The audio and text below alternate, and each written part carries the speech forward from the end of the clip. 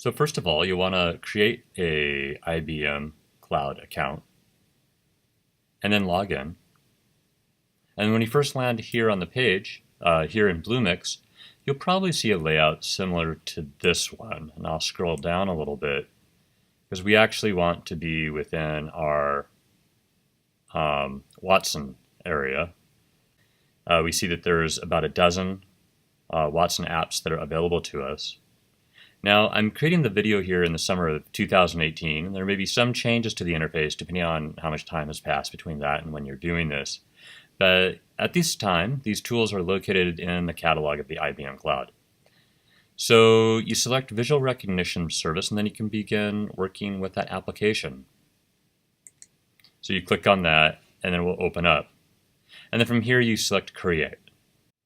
If you already have it created, or if you have other applications created as well, you can navigate to those applications by choosing from the menu and then choosing your dashboard.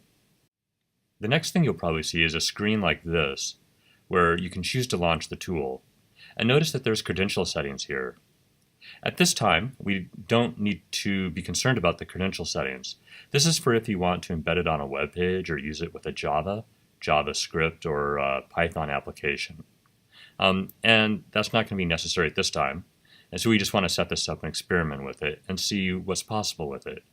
So we can go ahead and just select Launch Tool and go forward.